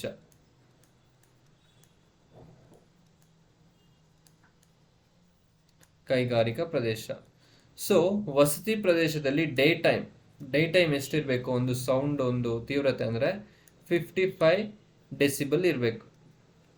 ಸೊ ಕೈಗಾರಿಕೆ ಪ್ರದೇಶದಲ್ಲಿ 75 ಡೆಸಿಬಲ್ ಇರಬೇಕು, ಇದಕ್ಕಿಂತ ಜಾಸ್ತಿ ಆಗಬಾರ್ದು. ಸೊ ಇದು ನೈಟ್ ಟೈಮ್, ರಾತ್ರಿ ವೇಳೆ ಏನಾಗಿರುತ್ತೆ, ಸೊ ಇದು 45 ಆಗಿರುತ್ತೆ, ಇದೇನಾಗಿರುತ್ತೆ 70 ಆಗಿರುತ್ತೆ. ಅರ್ಥ ಆಯ್ತಲ್ವಾ? ನೋಡಿ ಇಲ್ಲಿ ಕೇಂದ್ರ ಮಾಲಿನ್ಯ ನಿಯಂತ್ರಣ ಮಂಡಳಿ ಸೆಂಟ್ರಲ್ ಪೊಲ್ಯೂಷನ್ ಕಂಟ್ರೋಲ್ ಬೋರ್ಡ್ನ ಪ್ರಕಾರ ವಸತಿ ಪ್ರದೇಶದಲ್ಲಿ, ನಾವು ವಾಸ ಮಾಡುವ ಒಂದು ಪ್ರದೇಶದಲ್ಲಿ ಸೌಂಡ್ನ ಒಂದು ತೀವ್ರತೆ ಎಷ್ಟಿರಬೇಕು? 55 ಡೆಸಿಬಲ್ ಇರಬೇಕು. ರಾತ್ರಿ ವೇಳೆ ಇದು ಡೇ ಟೈಮು, ಇದು ರಾತ್ರಿ ವೇಳೆ ನೈಟ್ ಟೈಮ್ ಎಷ್ಟಿರಬೇಕು? 45 ಡೆಸಿಬಲ್ ಆಗಿರಬೇಕು, ನೆನ್ಪಿಡಬೇಕು. ನೆಕ್ಸ್ಟ್, ಕೈಗಾರಿಕಾ ಪ್ರದೇಶಗಳಲ್ಲಿ 75 ಡೆಸಿಬಲ್ ಇರುತ್ತೆ day time, 70 decibel night time ಆಗಿರುತ್ತೆ. ಇವೆಲ್ಲ ನೆನ್ಪಿಡ್ಬೇಕಾಗಿರುತ್ತೆ. ಸೊ ಇನ್ ಕೇಸ್ ಯಾವುದಾದ್ರು ಎಸ್ಸೆ ಬಂದರೆ ಇವೆಲ್ಲ ಆ್ಯಡ್ ಮಾಡ್ತಾ ಹೋಗ್ಬೋದು ನೀವು. ಕ್ಲಿಯರ್? ಎಸ್. ನೆಕ್ಸ್ಟ್ ನೋಡಿ, ಇನ್ನೊಂದು ಇದೆ ಏನಪ್ಪ ಅಂದರೆ ಅದು ವಿಶ್ವ ಆರೋಗ್ಯ ಸಂಸ್ಥೆ, ವರ್ಲ್ಡ್ ಹೆಲ್ತ್ ಆರ್ಗನೈಸೇಷನ್, WHO ಅಂತ ಕರಿತೀವಿ. ಸೊ ಇದೇನು ಹೇಳಿದೆ, 70 ಡೆಸಿಬಲ್ಗಿಂತ ಕಡಿಮೆ ಇದ್ದರೆ, ಸೌಂಡು ಕಡಿಮೆ ಇದ್ದರೆ ಜೀವಂತ ಜೀವಿಗಳಿಗೆ ಏನೇ ಒಂದು ಅಪಾಯಕಾರಿ ಅಲ್ಲ ಅಂತ ಹೇಳಿದ್ದಾರೆ. ಕ್ಲಿಯರ್? ಅರ್ಥ ಆಯ್ತಲ್ವಾ? ಸೊ ಶಬ್ದದ ಪ್ರಮಾಣ ನೋಡಿ, ಇಲ್ಲಿ ವೆರಿ ಇಂಪಾರ್ಟೆಂಟ್ ಈ ವರ್ಡು. ಶಬ್ದದ ಪ್ರಮಾಣ ಗ್ರೇಟರ್ ದ್ಯಾನ್ 120 ಡೆಸಿಬಲ್ ಇದ್ರೆ ಅವಾಗ ಏನಾಗುತ್ತೆ? ಕಿವುಡುತನ ಅನ್ನೋದು ಬರುತ್ತೆ.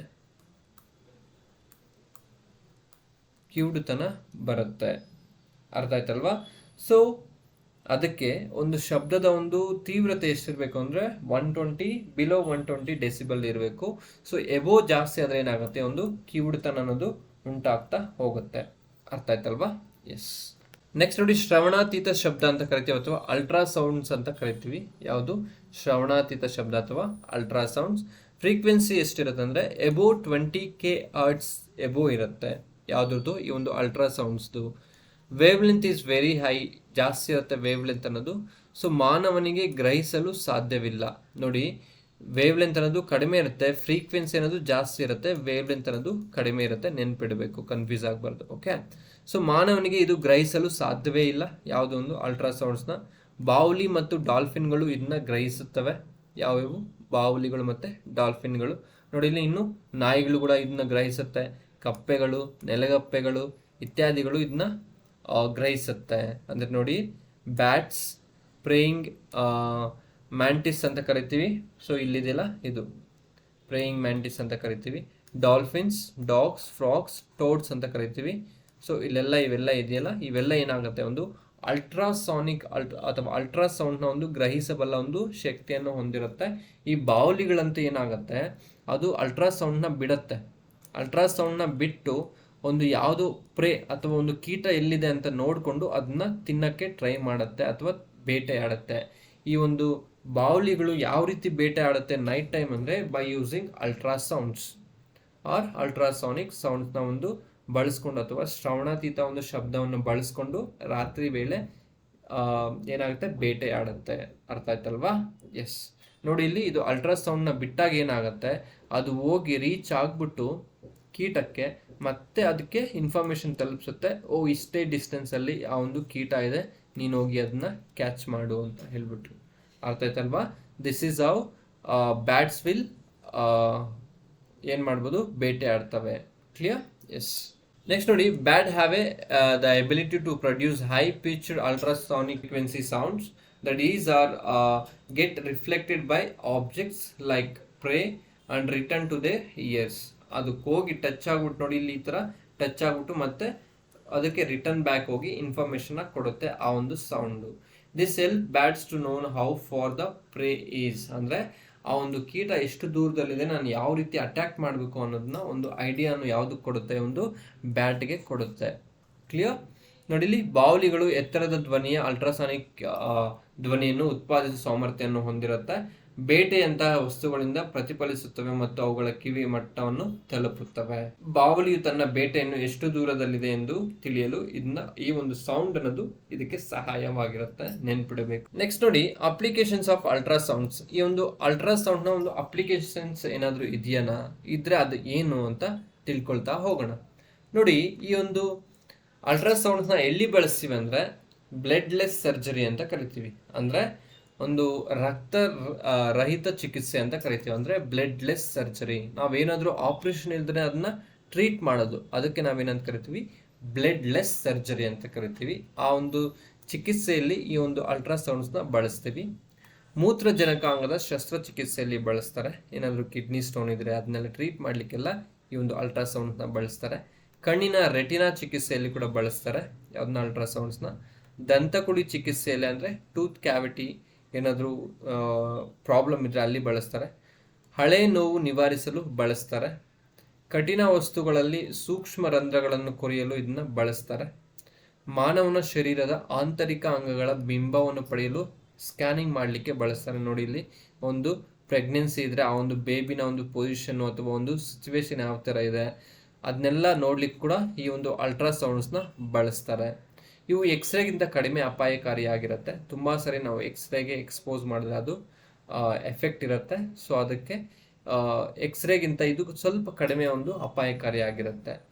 ನೆಕ್ಸ್ಟ್ ನೋಡಿ, ಎಕೋ ECG ಅಂತ ಕರಿತೀವಿ. ECGಯಲ್ಲಿ ಕೂಡ ಬಳಸ್ತಾರೆ. ಎಕೋ ಕಾರ್ಡಿಯೋಗ್ರಫಿ ಅಂತ ಕರಿತೀವಿ. ಇಲ್ಲಿ ಕೂಡ ಈ ಒಂದು ಅಲ್ಟ್ರಾಸೌಂಡ್ಸ್ನ ಬಳಸ್ತಾರೆ, ನೆನ್ಪಿಡಬೇಕು. ಅರ್ಥ ಆಯ್ತಲ್ವಾ? ಎಸ್. ನೋಡಿ, practical application of reflection of sound wave, ತರಂಗಗಳ ಪ್ರತಿಫಲನ ಪ್ರಾಯೋಗಿಕ ಅನ್ವಯಗಳೇನಾದರೂ ಇದೆಯಾ ಅಂತ ನೋಡ್ತಾ ಹೋಗೋಣ. ನೋಡಿ, reflection of sound is used to measure the speed and distance of the underwater objects. This method is called as sonar ಅಂತ ಕರಿತೀವಿ. ಈ ಒಂದು ಸೋನಾರ್ ಅನ್ನೋದು ಯಾವ ತತ್ವದ ಮೇಲೆ ಯಾವುದರಿಂದ ಒಂದು ವರ್ಕ್ ಆಗುತ್ತೆ ಅಂದರೆ ದಟ್ ಈ ಅಲ್ಟ್ರಾಸಾನಿಕ್ ಸೌಂಡ್ಸ್ ಅಂತ ಹೇಳ್ಬಿಟ್ಟು. ಸೊ ಈ ಒಂದು ಸೋನಾರ್ನ ಒಂದು ಅಬ್ರಿವೇಷನ್ ಏನಪ್ಪಾ ಅಂದರೆ ಸೌಂಡ್ ನ್ಯಾವಿಗೇಷನ್ ಅಂಡ್ ರೇಂಜಿಂಗ್ ಅಂತ ಕರಿತೀವಿ. ಅರ್ಥ ಆಯ್ತಲ್ವಾ? ನೆಕ್ಸ್ಟ್ ನೋಡಿ, ಆ ಒಂದು ಸೌಂಡ್ ರಿಫ್ಲೆಕ್ಷನ್ ಆಗೋದ್ರಿಂದ ಮತ್ತೆ ಏನಾದರೂ ಉಪಯೋಗ ಇದೆ? Yes. Working on of a stethoscope ಅಂತ ಕರಿತೀವಿ. ಸ್ಟೆಥೋಸ್ಕೋಪ್ನ ಕೆಲಸ. The sound of patient's heart beat reaches the doctor hear through multiple reflection. ಅಲ್ಲೇನಾಗುತ್ತೆ, ಮಲ್ಟಿಪಲ್ ರಿಫ್ಲೆಕ್ಷನ್ ಆಗೋದ್ರಿಂದ ಏನಾಗುತ್ತೆ, ಆ ಒಂದು ಸ್ಟೆಥೋಸ್ಕೋಪ್ ಇಂದ ಒಂದು ಡಾಕ್ಟರ್ನ ಕಿವಿಗೆ ಆ ಒಂದು ಶಬ್ದ ಅನ್ನೋದು ಸೇರುತ್ತೆ. ಕ್ಲಿಯರ್? ಆ ಹೃದಯದ ಬಡಿತ ಅನ್ನೋದು ಸೇರ್ತಾ ಹೋಗುತ್ತೆ. ನೆಕ್ಸ್ಟ್ ನೋಡಿ, ಸೋನಾರ್ ಬಗ್ಗೆ ತಿಳ್ಕೊಳ್ತಾ ಹೋಗೋಣ. ಸೌಂಡ್ ನ್ಯಾವಿಗೇಷನ್ ಅಂಡ್ ರೇಂಜಿಂಗ್ ಅಂತ ಕರಿತೀವಿ. ಸೊ ಏನೋ ಒಂದು ನಾವು ಹಡಗಲ್ಲಿ ಟ್ರಾವೆಲ್ ಮಾಡ್ತಿದೀವಿ ಅಂದ್ರೆ ಸೊ ಅಲ್ಲಿ ಒಂದು ಸೋನಾರ್ ಇರುತ್ತೆ. ಆ ಒಂದು ಸೋನಾರಲ್ಲಿ ಏನಾಗುತ್ತೆ, ನಾವು ಅಲ್ಟ್ರಾಸೌಂಡ್ನ ಬಿಡ್ತೀವಿ. ಅಲ್ಟ್ರಾಸೌಂಡ್ನ ಬಿಟ್ಟಾಗ ಏನಾಗುತ್ತೆ, ಈ ಒಂದು ಟ್ರಾನ್ಸ್ಮೀಟರ್ ಅಂತ ಇರುತ್ತೆ. ಈ ಒಂದು ಟ್ರಾನ್ಸ್ಮೀಟರು ಎಲ್ಲೋಗುತ್ತೆ, ಆ ಒಂದು ವಸ್ತು ಎಲ್ಲಿದೆ ಅಲ್ಲಿಗೆ ಹೋಗಿ ರೀಚ್ ಆಗುತ್ತೆ. ಅರ್ಥ ಆಯ್ತಲ್ವಾ? ನೆಕ್ಸ್ಟ್ ರಿಫ್ಲೆಕ್ಟೆಡ್ ವೇವ್ ಅಂತ ಇರುತ್ತೆ ಅಥವಾ ಡಿಟೆಕ್ಟರ್ ಅಂತ ಇರುತ್ತೆ. ಇದರಿಂದ ಹೋಗಿ ಮತ್ತೆ ರಿಫ್ಲೆಕ್ಟ್ ಆಗುತ್ತೆ. ಆ ವೇವು ಯಾವುದರಿಂದ ಡಿಟೆಕ್ಟ್ ಆಗುತ್ತೆ ಅಂದರೆ ಅದು ಡಿಟೆಕ್ಟರ್ ಅಂದ್ರಿಂದ ಡಿಟೆಕ್ಟ್ ಆಗ್ತಾ ಹೋಗುತ್ತೆ. ಸೊ ಈ ರೀತಿ ನಾವು ಆ ಒಂದು ವಸ್ತು ಎಲ್ಲಿದೆ, ಎಷ್ಟು ಡಿಸ್ಟೆನ್ಸಲ್ಲಿದೆ, ಆ ವಸ್ತು ಯಾವ ರೀತಿ ಇದೆ, ಆ ಪೊಸಿಷನ್ ಏನು, ಆ ಡೈರೆಕ್ಷನ್ ಏನು, ಯಾವ ಒಂದು ಡೈರೆಕ್ಷನಲ್ಲಿ ಮೂವ್ಮೆಂಟ್ ಆಗ್ತದೆ ಎಲ್ಲನೂ ತಿಳ್ಕೊಬೋದು ಅಂಡರ್ ವಾಟರಲ್ಲಿ. ಕ್ಲಿಯರ್? ಅರ್ಥ ಆಯ್ತಲ್ವಾ? ಸೊ ಅದು ಯಾವುದಂದ್ರೆ ಇನ್ಸ್ಟ್ರೂಮೆಂಟ್ ದಟ್ ಈಸ್ ಸೋನಾರ್ ಆಗಿರುತ್ತೆ. ತುಂಬ ಸರಿ ಸೋನಾರ್ನ ಒಂದು ಅಬ್ರಿವೇಷನ್ ಕೇಳಿದರೆ that is sound navigation and ranging ಅಂತ ನಮಗೆ ಗೊತ್ತಿರಬೇಕು. ಅರ್ಥ ಆಯ್ತಲ್ವಾ? ಎಸ್. ನೆಕ್ಸ್ಟ್ ನೋಡಿ, ಸೋನಾರ್ ಎನ್ನುವುದು ಶ್ರವಣಾತೀತ ತರಂಗಗಳನ್ನು ಬಳಸಿ ಜಲಗತ ವಸ್ತುಗಳ ಸ್ಥಾನ, ದೂರ, ದಿಕ್ಕು ಮತ್ತು ವಸ್ತು ಚಲಿಸುತ್ತಿದ್ದರೆ ಅದರ ಜವಗಳನ್ನು ಅಳೆಯಬಹುದು. ಇಲ್ಲಿ ಎರಡು ತರ ಇರುತ್ತೆ. ಸೋನಾರ್ ಪ್ರೇಕ್ಷಕ ಅಂತ ಇರುತ್ತೆ, ಅದನ್ನ ನಾವೇನಂತ ಕರಿತೀವಿ, ಟ್ರಾನ್ಸ್ಮಿಟರ್ ಅಂತ ಕರಿತೀವಿ. ಸೋನಾರ್ ಪತ್ತೆಕಾರಿ ಅಂತ ಕರಿತೀವಿ, ಡಿಟೆಕ್ಟರ್ ಅಂತ ಕರಿತೀವಿ. So in an acoustic device used to measure the direction, speed and depth of an underwater object, such submarines used as ultrasounds. ಅಲ್ಲಿ ನಾವೇನು ಯೂಸ್ ಮಾಡ್ತೀವಿ, ಅಲ್ಟ್ರಾಸೌಂಡ್ಸ್ನ ಯೂಸ್ ಮಾಡ್ತೀವಿ. A beam of ultrasonic sound is produced and travel through a sea water which transmitted by transducer. So ಅದೇನಾಗುತ್ತೆ, ಒಂದು transducers ಇಂದ transmit ಆಗುತ್ತೆ. When it reflects, an echo is produced. This are detected by detectors and recorded by a detector. Detect ಆಗಿ ಮತ್ತೆ ಒಂದು record ಆಗುತ್ತೆ. ಯಾವುದ್ರಲ್ಲಿ ಅಂದರೆ ಈ ಒಂದು ಡಿಟೆಕ್ಟರ್ ಅಲ್ಲಿ. ಕ್ಲಿಯರ್? ಅರ್ಥ ಆಯ್ತಲ್ವಾ? ಎಸ್. ನೋಡಿ, ಸೋನಾರ್ ಪ್ರೇಷಕವು ವಿದ್ಯುತ್ ಶಕ್ತಿಯನ್ನು ಶ್ರವಣಾತೀತ ತರಂಗಗಳಲ್ಲಿ ಮಾರ್ಪಡಿಸುತ್ತೆ. ಈ ತರಂಗಗಳು ಒಂದು ವಸ್ತುವಿಗೆ ತಾಕುವವರೆಗೂ ಚಲಿಸ್ತದೆ. ಸೊ ಸೋನಾರ್ಗೆ ಹಿಂತಿರುಗಿದ ಪ್ರತಿಫಲನ ತರಂಗಗಳು ಪತ್ತೆಕಾರಿ ಸ್ವೀಕರಿಸುತ್ತದೆ, ಅಂದರೆ ಡಿಟೆಕ್ಟರ್ ಸ್ವೀಕರಿಸುತ್ತದೆ. ಶ್ರವಣಾತೀತ ತರಂಗಗಳನ್ನು ಮುಕ್ತವಾಗಿ ಅರ್ಥ ನಿರ್ಣಯವನ್ನು ಮಾಡುತ್ತೆ. ಅರ್ಥ ಆಯ್ತಲ್ವಾ? ನೋಡಿ, it is converted into electrical signals. The distance represented by D underwater minus water object is calculated from the time represented T taken as echo return with speed. ಯಾವ ರೀತಿ ಫೈಂಡ್ ಔಟ್ ಮಾಡ್ಬೋದು ಡಿಸ್ಟೆನ್ಸ್ನ ಅಂತ ಹೇಳ್ಬಿಟ್ಟು ಇಲ್ಲೊಂದಿದೆ ನೋಡಿ, 2d = v × t ಅಂತ ಹೇಳ್ಬಿಟ್ಟು. ಇದೊಂದು formula, but ನಿಮಗೆಲ್ಲ ಅವಶ್ಯಕತೆ ಇಲ್ಲ. ಜಸ್ಟ್ ಸೋನಾರ್ ಅಂದ್ರೆ ಏನು, ಅದು ಯಾವ ಥರ ವರ್ಕ್ ಆಗುತ್ತೆ ಅಂತ ಗೊತ್ತಿದ್ರೆ more than enough. Clear? Yes. Next coming to the concept called Doppler effect ಅಂತ ಕರಿತೀವಿ. ಏನು? ಒಂದು ಡಾಪ್ಲರ್ ಎಫೆಕ್ಟ್ ಅಂತ ಕರಿತೀವಿ. ಸೊ ಏನಪ್ಪ ಈ ಒಂದು ಡಾಪ್ಲರ್ ಎಫೆಕ್ಟ್ ಅಂದರೆ, the increase or decrease in frequency of sound, light or other waves as source and observer move towards or away from the each other. ಅಂದರೆ ಮೂಲ ಅಥವಾ ಮತ್ತು ವೀಕ್ಷಕರು ಪರಸ್ಪರ ಕಡೆಗೆ ಅಥವಾ ದೂರದಲ್ಲಿ ಚಲಿಸುವಾಗ ಧ್ವನಿ, ಬೆಳಕು ಅಥವಾ ಇತರ ಅಲೆಗಳು ಆವರ್ತನದಲ್ಲಿ ಹೆಚ್ಚಳ ಅಥವಾ ಇಳಿಕೆ ಆಗುತ್ತೆ. ಅದಕ್ಕೆ ನಾವೇನಂತ ಕರಿತೀವಿ, ಡಾಪ್ಲರ್ ಎಫೆಕ್ಟ್ ಅಂತ ಕರಿತೀವಿ. ಸೊ ನೀವು ಒಂದು ಎಲ್ಲೋ ನಿಂತಿದ್ದೀರಾ, ನಿಮ್ಮ ಮುಂದೆ ಒಂದು ಆಂಬುಲೆನ್ಸ್ ಇಲ್ಲಿ ಬರ್ತಿದೆ. ಸೊ ಇಲ್ಲಿ ಬಂದಾಗ ಏನಾಗುತ್ತೆ, ಸೌಂಡ್ ಅನ್ನೋದು ನಿಮ್ಮ ಕಡೆ ಬಂದಾಗ ಜಾಸ್ತಿ ಆಗ್ತಾ ಹೋಗುತ್ತೆ. ಸೊ ಅಟ್ ಪರ್ಟಿಕ್ಯುಲರ್ ಟೈಮಲ್ಲಿ ಸೌಂಡ್ ಅನ್ನೋದು ತುಂಬ ಜಾಸ್ತಿ ಆಗಿರುತ್ತೆ. ಮತ್ತೆ ಹಿಂಗೆ ದೂರ ಹೋದಂಗೆಲ್ಲ ಏನಾಗುತ್ತೆ, ಸೌಂಡ್ ಅನ್ನೋದು ಕಡಿಮೆ ಆಗ್ತಾ ಹೋಗುತ್ತೆ. ಅರ್ಥ ಆಯ್ತಲ್ವಾ? ನೋಡಿ, ಇಲ್ಲಿ ದೂರ ಹೋಗ್ತಿದೆ, ಸೌಂಡ್ ಅನ್ನೋದು ಕಡಿಮೆ ಆಗ್ತದೆ. So this is nothing but Doppler effect ಅಂತ ಕರಿತೀವಿ. ಅರ್ಥ ಆಯ್ತಲ್ವಾ? ಎಸ್. ಅಪ್ಲಿಕೇಶನ್ಸ್ ಏನಾದರೂ ಇದೆನಾ ಈ ಒಂದು ಡಾಪ್ಲರ್ ಎಫೆಕ್ಟ್? ಹೌದು, ಇದೆ. ಸೊ ಏನಾದರೆ ಅಪ್ಲಿಕೇಶನ್ಸ್ ಏನಿದೆ ನೋಡಿ, ಸೈರನ್ಸು ವರ್ಕ್ ಆಗೋದು ಯಾವ ತತ್ವದ ಮೂಲಕ ಅಂದರೆ ಡಾಪ್ಲರ್ ಎಫೆಕ್ಟ್ ಆಗಿರುತ್ತೆ. ಅರ್ಥ ಆಯ್ತಲ್ವಾ? ನೆಕ್ಸ್ಟ್ ನೋಡಿ, ರಡಾರ್ ಗನ್ ಅಂತ ಕರಿತೀವಿ. ರಡಾರ್ ಗನ್ ಇದು ಕೂಡ ಒಂದು ಡಾಪ್ಲರ್ ಎಫೆಕ್ಟ್ ಅಂಡರಲ್ಲಿ ವರ್ಕ್ ಆಗುತ್ತೆ. To find orbits of the satellite, ಒಂದು ಸ್ಯಾಟಲೈಟ್ನ ಒಂದು ಆರ್ಬಿಟ್ನ ಒಂದು ಫೈಂಡ್ ಔಟ್ ಮಾಡಲಿಕ್ಕೆ ಈ ಒಂದು ಡಾಪ್ಲರ್ ಎಫೆಕ್ಟ್ ಅನುಕೂಲವಾಗಿರುತ್ತೆ. Next it is used in ಸಬ್ಮರೀನ್ಸಲ್ಲೂ ಕೂಡ ಇದನ್ನ ಯೂಸ್ ಮಾಡ್ತೀವಿ. ಅರ್ಥ ಆಯ್ತಲ್ವಾ? ಎಸ್. ನೆಕ್ಸ್ಟ್ ನೋಡಿ, ಪೆರಿಸ್ಕೋಪ್ ಅಂತ. ನಾವು ಸಬ್ಮರೀನಲ್ಲಿ ಒಳಗಡೆ ಅಂಡರ್ ವಾಟರಲ್ಲಿ ಚೆಕ್ ಮಾಡಲಿಕ್ಕೆ ನಾವು ಏನು ನೋಡಿದ್ವಿ, ಆ ಸೋನಾರ್ ಅಂತ ನೋಡಿದ್ವಿ. ಹಾಗಾದರೆ ಸಿ ಲೆವೆಲ್ ಮೇಲೆ ಇರುವ ಅಥವಾ ಸಮುದ್ರದ ಮೇಲೆ ಯಾರಾದರೂ ಬರ್ತಿದ್ದಾರೆ, ಶತ್ರುಪಡೆ ನಮ್ಮ ದೇಶಕ್ಕೆ ಬರ್ತಿದೆ, ಅಂತಹ ಒಂದು ಟೈಮಲ್ಲಿ ಯಾವ ರೀತಿ ನಾವು ಫೈಂಡ್ ಔಟ್ ಮಾಡೋದು? ನಾವು ಮೇಲೆ ಇರ್ಲಿಕ್ಕಾಗಲ್ಲ, ನಾವು ಅಂಡರ್ ವಾಟರಲ್ಲಿ ಇರ್ತೇವೆ. ಸೊ ಅವಾಗ ಏನರಿಂದ ಫೈಂಡ್ ಔಟ್ ಮಾಡ್ಬೋದು ಅಂದರೆ, the instrument were called as periscope ಅಂತ ಕರಿತೀವಿ. So it is used in submarines determine the obstacle or object which is prevented by direct line of sight ಅಂತ ಕರಿತೀವಿ. ಅಂದರೆ ಸಬ್ಮೆರಿನ್ ಸಮುದ್ರದ ಮಟ್ಟದ ಮೇಲಿರುವ ವಸ್ತುಗಳನ್ನು ನೋಡಲು ಇದನ್ನ ಉಪಯೋಗಿಸ್ತಾರೆ. ಯಾವುದನ್ನ? ಈ ಒಂದು ಪೆರಿಸ್ಕೋಪ್ನ. ನೋಡಿ, ಈ ಥರ ಇರುತ್ತೆ. ನೀರಿನ ಮೇಲೆ ಹೋಗಿ ನಾವು ಕೆಳಗಡೆ ಇರ್ತೀವಿ, ಅಲ್ಲಿಂದ ಅಬ್ಸರ್ವ್ ಮಾಡುವುದು ಮೇಲೆ ಯಾರಾದರೂ ಬರ್ತಿದಾರ, ಈ ಥರ. ಕ್ಲಿಯರ್? ಅರ್ಥ ಆಯ್ತಾ? ಎಸ್. ನೆಕ್ಸ್ಟ್ ನೋಡಿ, ಸಾನಿಕ್ ಬೂಮ್ ಅಂತ ಕರಿತೀವಿ. ಏನಪ್ಪ ಈ ಒಂದು ಸಾನಿಕ್ ಬೂಮ್ ಅಂದರೆ, ಯಾವುದೇ ಕಾಯ್ದ ಜವವು ಶಬ್ದದ ವೇಗಕ್ಕಿಂತ ಹೆಚ್ಚಾಗಿದ್ದರೆ, ಇದು ಜಾವು ಅಲ್ಲ, ಜವ, ಸ್ಪೀಡ್ ಅಂತ ಕರಿತೀವಿ. ಯಾವುದೇ ವಸ್ತುವಿನ ಸ್ಪೀಡು ಶಬ್ದದ ಸ್ಪೀಡ್ಗಿಂತ ಹೆಚ್ಚಾಗಿದ್ದರೆ ಅದನ್ನು ನಾವೇನಂತ ಕರಿತೀವಿ, ಸೂಪರ್ ಸಾನಿಕ್ ಜವದಲ್ಲಿ ಚಲಿಸಿದೆ ಅಂತ ಕರೀತಾರೆ. ಸೊ ಈ ಸೂಪರ್ ಸಾನಿಕ್ಗಳು ಹೆಚ್ಚು ಶಬ್ದವನ್ನು ಉಂಟು ಮಾಡುತ್ತವೆ. ಇದಕ್ಕೆ ನಾವೇನಂತ ಕರಿತೀವಿ, ಸಾನಿಕ್ ಬೂಮ್ ಅಂತ ಕರಿತೀವಿ. ಈ ಥರ ಒಂದು ಕ್ರಿಯೇಟ್ ಆಗಿರುತ್ತೆ, ನೀವು ನೋಡಿರ್ಬೋದು. ಕ್ಲಿಯರ್? ಅದಕ್ಕೆ ನಾವೇನಂತ ಕರಿತೀವಿ, ಸಾನಿಕ್ ಬೂಮ್ ಅಂತ ಕರಿತೀವಿ. ಅರ್ಥ ಆಯ್ತಲ್ವಾ? ಎಸ್. ನೋಡಿ friends, this is all about today's class ಆಗಿರುತ್ತೆ. ಸೊ ಈ ಒಂದು ಚಾಪ್ಟ್ರಲ್ಲಿ ನಾವು ಶಬ್ದದ ಬಗ್ಗೆ ಏನೇನು ಬೇಕೋ ಎಲ್ಲ ಪಾಯಿಂಟ್ಸ್ ತಿಳ್ಕೊಂಡಿದ್ದೀವಿ. ಯಾವುದಾದ್ರೂ ಪಾಯಿಂಟ್ಸ್ ಏನಾದರೂ ಬಿಟ್ಟೋಗಿದೆ, ಪ್ಲೀಸ್ ನಿಮ್ಮ ಒಂದು ನೋಟ್ಸ್ಗೆ ಅದನ್ನ ಆ್ಯಡ್ ಮಾಡ್ಕೊಳ್ಳಿ. ಎಲ್ಲಾದರೂ ಬಿಟ್ಟಿದ್ರೆ ನಾನು ನೆಕ್ಸ್ಟ್ ಯಾವುದಾದ್ರೂ ಕ್ಲಾಸಲ್ಲಿ ಒಂದು ಇದು ಮಾಡಲಿಕ್ಕೆ ಟ್ರೈ ಮಾಡ್ತೀನಿ, ಅದನ್ನು ಸೇರಿಸಲಿಕ್ಕೆ ಟ್ರೈ ಮಾಡ್ತೀನಿ. ಓಕೆನಾ? Thank you. ನೆಕ್ಸ್ಟ್ ನೋಡಿ, ಮೈಕ್ರೋಸ್ಕೋಪ್ಸ್ ಅಂತ ಬರುತ್ತೆ. ಮೈಕ್ರೋಸ್ಕೋಪ್. ಸೊ ಇದೇನು ಮಾಡುತ್ತೆ? ಫಸ್ಟು ಮೈಕ್ರೋಸ್ಕೋಪ್ ಮೊದಲು ಧ್ವನಿ ತರಂಗಗಳನ್ನು ವಿದ್ಯುತ್ ತರಂಗಗಳನ್ನಾಗಿ ಪರಿವರ್ತಿಸಿ ನಂತರ ಧ್ವನಿ ತರಂಗಗಳನ್ನು ಪುನರ್ ಪರಿವರ್ತಿಸುತ್ತೆ. ಅಂದರೆ ಫಸ್ಟು ಏನಾಗುತ್ತೆ, ಸೌಂಡ್ ವೇವ್ಸ್ ಅನ್ನೋದು ಎಲೆಕ್ಟ್ರಿಕಲ್ ಸಿಗ್ನಲ್ಸ್ ಆಗಿ ಕನ್ವರ್ಟ್ ಆಗುತ್ತೆ. ಎಗೈನ್ ಎಲೆಕ್ಟ್ರಿಕಲ್ ಸಿಗ್ನಲ್ಸ್ ಏನಾಗುತ್ತೆ, ಸೌಂಡ್ ಎನರ್ಜಿ ಆಗಿ ಪ್ರೊಡ್ಯೂಸ್ ಆಗುತ್ತೆ. ಅದಕ್ಕೆ ನಾವೇನಂತ ಕರಿತೀವಿ, ಮೈಕ್ರೋಫೋನ್ ಅಂತ ಕರಿತೀವಿ. ಹಾಗಾದ್ರೆ ಇಲ್ಲಿ ಮೈಕ್ ಅನ್ನೋದು ಏನು ಮಾಡುತ್ತೆ?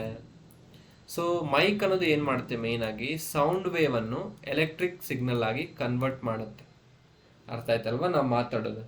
ನೆಕ್ಸ್ಟ್ ಆ ಸ್ಪೀಕರ್ ಏನು ಮಾಡುತ್ತೆ ಅಂದರೆ, ಈ ಒಂದು ಎಲೆಕ್ಟ್ರಿಕಲ್ ಸಿಗ್ನಲ್ಸ್ ಆಗಿ ಹೋಗಿರುತ್ತೆ, ನಾವೇನು ಮಾತಾಡಿರ್ತೀವಿ ಅದು ಏನಾಗುತ್ತೆ, ಸೌಂಡ್ ಎನರ್ಜಿ ಆಗಿ ರೀಪ್ರೊಡ್ಯೂಸ್ ಆಗುತ್ತೆ. ಅರ್ಥ ಆಯ್ತಲ್ವಾ? ಎಸ್.